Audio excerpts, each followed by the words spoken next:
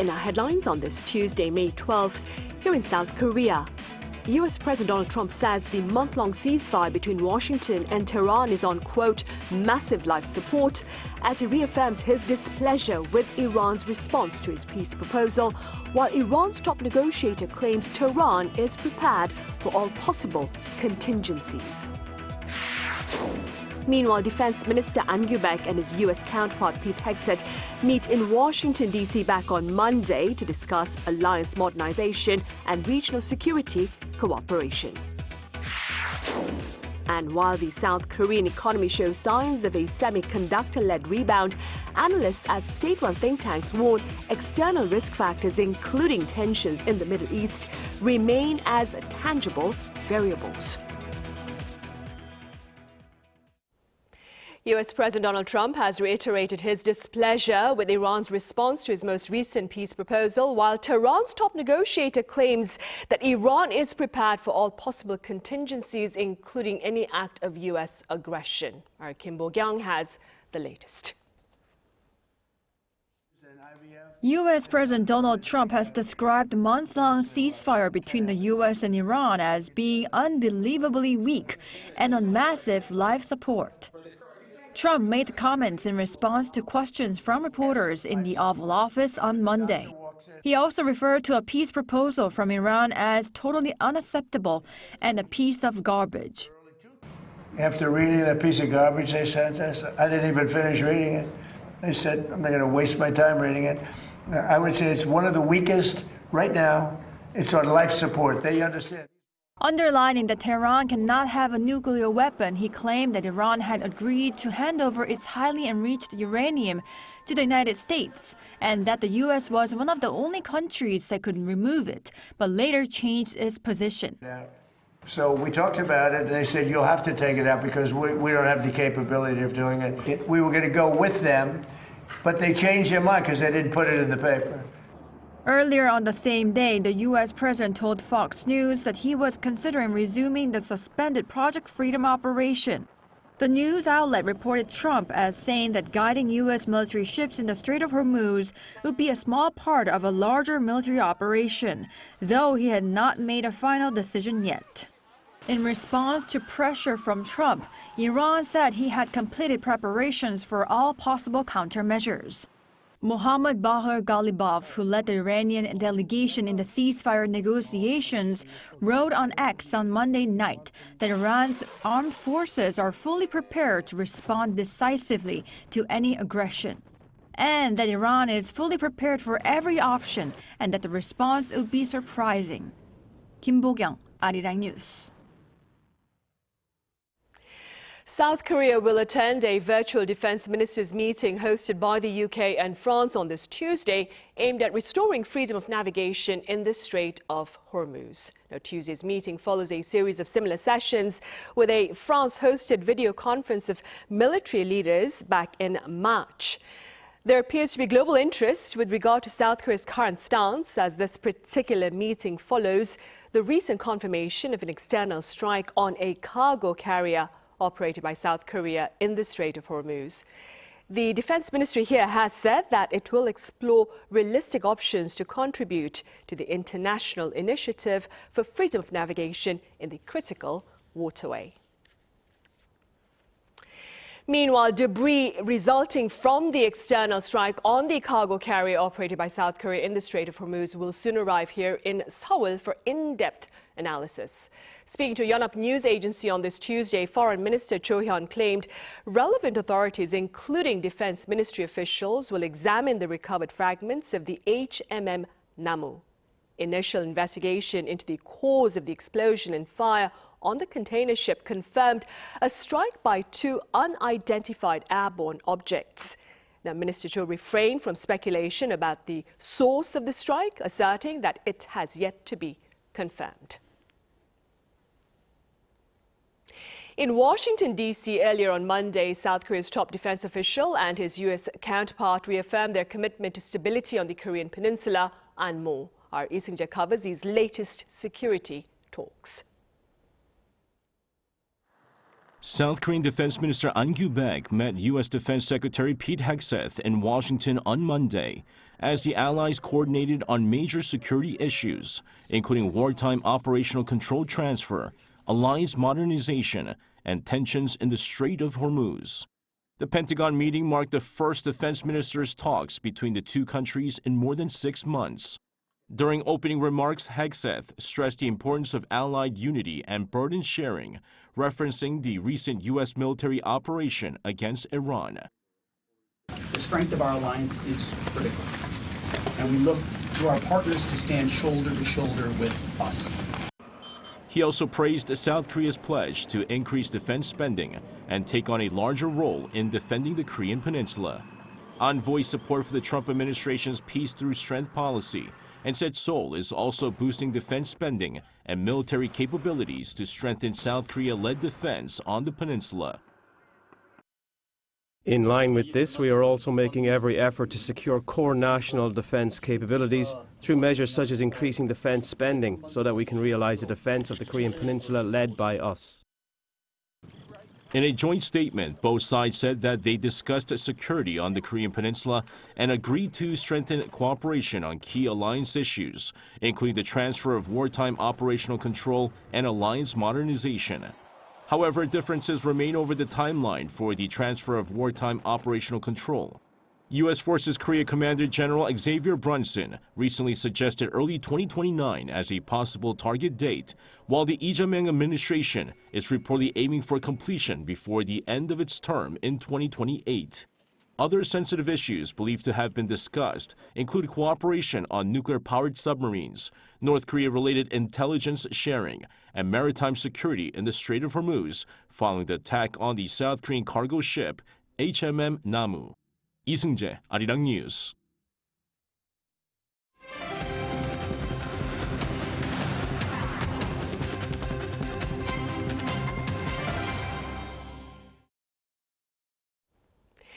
Exports have kept the South Korean economy relatively resilient, but analysts here believe external factors, including tensions in the Middle East, remain as tangible variables amid mounting energy costs. Our economics correspondent Kim Do-yeon explains. The Korea Development Institute has upgraded its assessment of the Korean economy. In its May Economic Trends Report released Tuesday, the state-run think tank said the economy is showing a recovery trend, shifting its language from the gradual economic improvement it had used since last November. The recovery is driven by a massive increase in semiconductor exports and an improving service sector. All industry production rose 3.5% on-year in March. Exports surged 48% in April, led by a 173.5% jump in semiconductors amid a global AI boom. However, inflation remains a persistent risk. Consumer prices accelerated to 2.6% in April, fueled by a 21.9% spike in petroleum product prices stemming from Middle East tensions. The Korea Institute for International Economic Policy echoed these concerns in its updated 2026 Global Economic Outlook. While maintaining its global growth forecast at 3.0%, the institute characterized the current environment as one of overlapping shocks and a narrow path for recovery. The shocks the global economy faces this year are no longer isolated incidents. Energy, trade, and fiscal pillars are operating in a chain structure, amplifying one another. For Korea, the institute noted a stark dual structure. The nation's macroeconomic aggregates are buffered by the global AI and memory chip boom, yet its domestic demand and manufacturing base remain heavily exposed to surging energy import costs. While semiconductor exports drive overall indicators, the government must closely monitor sectors heavily burdened by energy costs. We must scrutinize this asymmetry emerging between industries. Experts advise that navigating this narrow path will require proactive monitoring of supply chain disruptions and highly targeted support for vulnerable sectors. Kim Do-yeon, Arirang News. President Lee Jae-myung believes consumption will create momentum for growth. This belief was shared on this Tuesday as he urged for transition from saving to spending for economic strength. Our Blue House correspondent Yoon Jung-min reports. Making more investments to prop up economic growth. That was what President Lee Jae-myung called for on Tuesday at the Cabinet/Emergency Economic Meeting as he assessed that the current conditions constitute an emergency that requires expansionary fiscal policy. 절약이 미덕일 때가 있었습니다. 안 쓰고 아끼고 저축하고 막 허리띠 졸라매고. 그러나 지금은 소비가 미덕인 시대입니다. As he noted the economic impact of the consumption vouchers distributed last year, the president urged officials to ensure that active fiscal policy is reflected in the growth strategy plan for the latter half of the year, as well as next year's budget planning. He said critics calling for government belt-tightening were irresponsible and were turning a blind eye to people's hardships. 포퓰리즘적인 긴축 재정론의 함정에 빠져서는 안 됩니다. 적극적 재정을 통해서 내수를 활성화하고 또 경제 성장률과 GDP 자체를 높이면 분모가 커져가지고 국가 부채 비율은 오히려 떨어집니다. Lee said South Korea's net debt amounts to around 10% of its GDP, adding that its debt structure is sturdier than its global peers. He was referring to last month's IMF fiscal monitor. Economic challenges were prominent, such as addressing what the president called predatory financing, citing certain cases where low-income borrowers were being exploited by what are called bad banks. All this as tensions in the Middle East show no clear sign of ending. South Korea continues its efforts to cushion the impact on the economy, while at the same time bracing for a renewed economic order after the war. Yoon Jung-min, Arirang News. In other news now, we're counting down some 3 weeks to the local elections on June 3rd, and South Korea's main political parties have made public their campaign pledges. Our political correspondent An Sung-jin tells us what they are. Regional development and housing stability. These are the two priorities that the ruling Democratic Party and main opposition People Power Party have unveiled as their election pledges for the June 3rd local elections. The DP announced balanced national development as its top campaign pledge, promising to strengthen local governments and reduce economic concentration in the capital area. Key proposals include completing their mega district initiative, which includes a 5 mega regions, 3 special autonomous provinces framework aimed at boosting region-led growth while expanding fiscal authority and autonomy for local governments. The party also outlined broader economic and social initiatives, including fostering advanced industries such as AI and biotechnology and supporting youth employment. Additional pledges include expanding childcare and easing household financial burdens caused by inflation and currency volatility. On the other hand, the PPP has made housing stability and economic deregulation its top election pledge to address the housing crisis. The party proposed expanding the so-called half-price jeonse housing in Seoul and surrounding metropolitan areas, which entails offering long-term lease housing at roughly 50% of market rates, while providing broader tax benefits for renters. To increase housing supply, it promised to ease redevelopment and reconstruction regulations. The PPP further emphasized industrial growth, including incentives to encourage overseas Korean companies to relocate production back home, what it calls a Korean Inflation Reduction Act. Young adult-focused pledges include expanded rent support and extended tax cut for young workers employed at small and medium-sized enterprises. The competing pledges highlight a clear divide in priorities, and as both parties unveil ambitious policy agendas, voters are expected to weigh in on their pledges as campaigning intensifies in the coming weeks. An Sung-jin, Arirang News. Meanwhile, an annual media showcase opened its doors on this Tuesday here in Seoul, and the buzzword, as widely expected, is artificial intelligence to create compelling content. Our Cho Young-eun was there.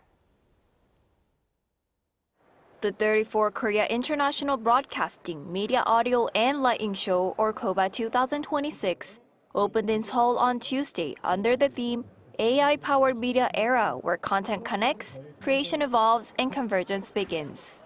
Jointly organized by Korea ENX and the Korea Broadcast Engineers and Technicians Association, this year's exhibition features more than 220 companies and around 1,000 booths from Korea and abroad. Organizers expect attendance to exceed last year's figure with more than 40,000 visitors projected during the 4-day event. We see KOBA evolving in step with the growth of Korea's broadcasting industry. The exhibition features AI-powered content and a range of converging technologies. Visitors can also explore various content solutions and products utilizing cloud services and business platforms. The exhibition spans the entire broadcasting, media, audio, and lighting industries, showcasing the latest technologies including 4K and 8K broadcasting systems, AI solutions, and digital content platforms. The event is sponsored by government agencies including the Ministry of Science and ICT, along with major Korean broadcasters such as Arirang TV. Arirang TV is showcasing practical AI technologies that can be used immediately in the field without requiring costly infrastructure. AI can control switchers through voice commands, while lightweight NDI-based IP technology enables seamless connections between headquarters and remote production sites. KOBA 2026 aims to move beyond a conventional trade show by offering a more immersive, experience-oriented content platform. Our offerings include projectors, Lumix cameras, and system equipment. Panasonic is striving to go beyond being simply a broadcasting equipment manufacturer and becoming a company that can offer customers a complete ecosystem and provide integrated solutions. Having evolved alongside rapid technological shifts, from the rise of one-person media to today's VFX, XR, and OTT-driven landscape, KOBA has continued to grow into one of Korea's leading media industry platforms throughout the 2020s.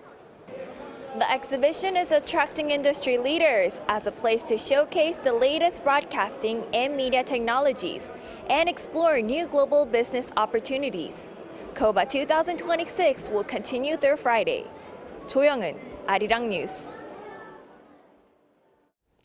And this year's Cannes Film Festival kicks off later on this Tuesday for 11 days of red carpet screenings of much anticipated productions, including that by South Korean director Na Hong-jin in the competition section. Our Cha Yoon-kyung has a preview. The official Cannes Film Festival poster reveal is one of the most anticipated moments every year, setting the cultural and artistic tone. The official poster for the 79th edition was unveiled on Sunday morning local time, ahead of the festival starting on Tuesday local time. This year's pays tribute to Ridley Scott's iconic film, Thelma and Louise, which originally premiered at Cannes in 1991. It captures the spirit of freedom and the unwavering friendship between two women. After failing to receive any official invitations to the festival last year, Korean cinema is back in the spotlight. Director Na Hong-jin has returned to the competition section for the first time in 10 years since his acclaimed film The Wailing. This marks the first time in 4 years that a Korean film has been nominated for the prestigious competition category following Park Chan-wook's Decision to Live. Adding to the momentum, Park, affectionately known as Ken Park, and the Best Director winner for Decision to Live 4 years ago, has been appointed as this year's jury president. The jury consists of 9 people. There isn't a single political consciousness. It's like filmmakers. Regarding his prestigious role, Park expressed his excitement, saying he was eagerly anticipating the experience of spending time watching films in the theater before joining fellow jury members in closed-door discussions about them. The Cannes Film Festival will continue to heat up the city of cinema for the next 12 days, concluding on the 23rd. Cha Yoon-kyung, Arirang News.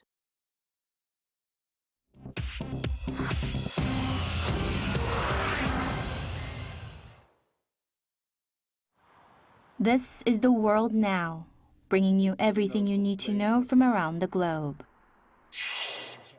As U.S. pump prices hit their highest level since 2022, President Trump said on Monday he supports suspending the federal gasoline tax code till it's appropriate. Suspending the 18-cent per gallon federal tax requires an act of Congress. The tax currently generates around $2.5 billion a month in road funding. Lawmakers from both sides have pushed for the tax to be suspended. Energy analysts said the move is unlikely to have much impact, warning that as long as the Strait of Hormuz remains closed, consumers will barely notice as pump prices will keep climbing regardless of the tax cut. The final 6 passengers on the hantavirus-hit cruise ship have now disembarked. Spain's health minister declared the evacuation complete on Monday, and the MV Hondias is now heading from Tenerife to the Netherlands. A recommended 42-day quarantine for all passengers begins, but new hantavirus cases among the evacuated passengers are raising fresh concerns. A French passenger whose condition is deteriorating, one Spanish national and one American have all tested positive since leaving the ship. A second American is showing mild symptoms. In total, 7 cases of the Andes strain of hantavirus have now been confirmed, with 2 further suspected cases. So far, 3 people in total have died. South African President Cyril Ramaphosa made a televised address on Monday where he refused to resign after a constitutional court ruling last week revived impeachment proceedings against him. This follows the Farmgate scandal in which thieves stole hundreds of thousands of dollars in foreign cash hidden inside a sofa on his private game farm. The scandal came to light in 2022. Ramaphosa said nothing in the court's ruling compels him to leave office and pledged to defend himself. His ruling ANC party called an emergency meeting for Tuesday to decide its next move. The U.S. state of Texas is suing Netflix. Texas Attorney General Ken Paxton accused the streaming giant on Monday of secretly collecting user data, including children's viewing habits, without consent, selling that data to advertisers, and deliberately designing its platform to be addictive.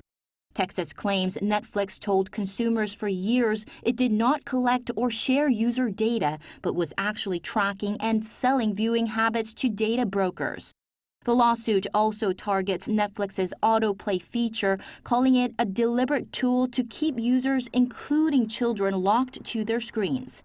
Netflix said the lawsuit was without merit and said it complies with privacy laws everywhere it operates. Chu Ji-han, Arirang News.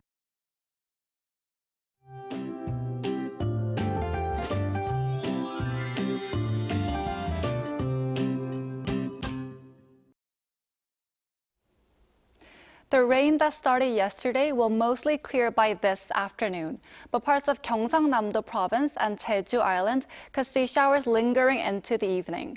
Meanwhile, a dry weather advisory remains in effect for the eastern coastal areas of Gangwon-do province, so please be cautious of wildfire risks.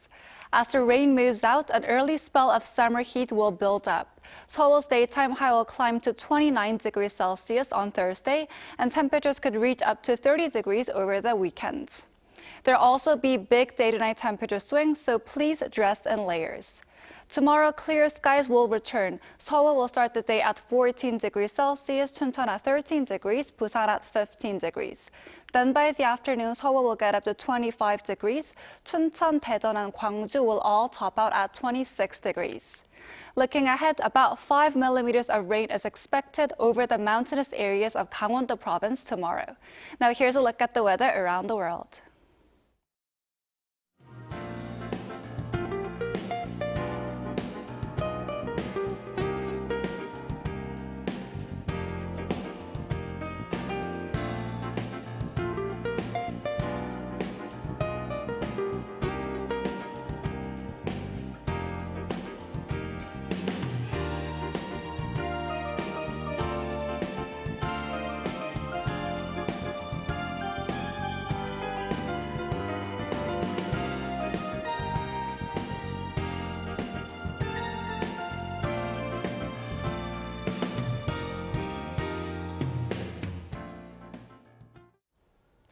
Those are the headlines at this hour here in South Korea. Coming up next is our daily panel session, and today we touch upon a relatively light topic about K-cafes and more. Thank you for now.